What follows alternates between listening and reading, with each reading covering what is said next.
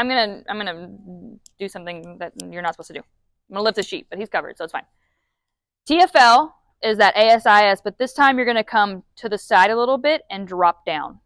And it's gonna be kind of a blocking muscle, about where I drew mine. I mine's maybe a little bit back. Yeah. But about through here. Now this muscle's hard to mobilize. Usually how I go about it is I find ASIS, drop down, use my distal knuckles, and I'm gonna press in that way. So down to the table, but also in towards his spine or his pelvis, about 45 degrees. So I'm pressing down, and I'm just gonna hold on to that. And then I'm gonna take the leg, and I'm gonna gently oscillate it, internal, external rotation, internal, external. So I'm creating this almost like friction-like therapy for this muscle. I could get fancy and grab his entire leg and try to do some like hip flexion, hip extension, but it's just too much work. It's too much work for the therapist. So the best thing you can do is just kind of oscillate between internal, external rotation. You can go a little bit lower.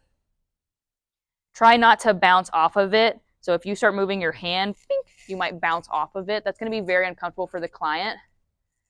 And just work to a little bit sharper of a point. So I may start with those distal knuckles and feel for that kind of area density, like right there.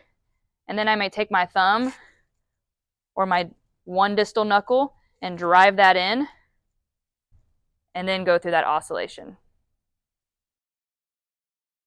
This is a sensitive area for a lot of people. And you can kind of feel it bouncing around. It's going to want to kick out from underneath your pressure. And just work in that area. Try to soften that tissue up, make it a little more compliant.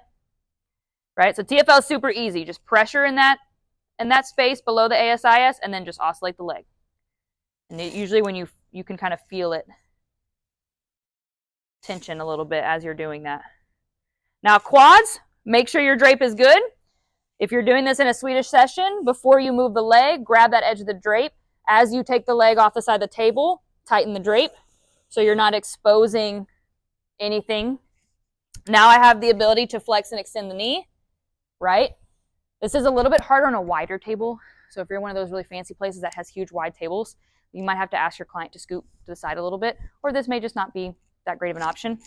But narrow tables, this is fine. So I can work knee extension, knee flexion. As I drop into flexion, see how this is all lengthening out, especially towards that distal end. Now the nice thing about rec fem is we're already in hip extension, so the top of rec fem is lengthened out a little bit. I can do effleurage, I can do compression, I can do stripping, whatever I want from here. The only thing I'm going to do is drop that foot down so he goes into knee flexion as I'm putting pressure on the quads. And I can get real specific. That VM, oh yeah. I can do this as a grab. I can do this as an elbow slide up towards the table. I can do this knuckles, right? As long as I've got control. I can even sit and do this if I wanted to. Pretend I'm sitting. I can make it active, but I want to make sure I'm giving them resistance. Because if I ask him to straighten his leg, straighten your leg, what's being flexed right now? Right, so if I'm trying to relax this and reduce tension, it doesn't make a whole lot of sense to layer tension in. So I would just give him resistance. So I want you to curl your foot under the table. So now he's using his hamstrings. That makes sense? But yes, I can absolutely turn that into an active release. Curl. Right, I'm not doing a whole lot of pressure because I would recommend the quad version with lotion. Money, money, money. So go ahead, you can lotion your clients for that quad one. Try it as an effleurage as you drop that foot down under the table.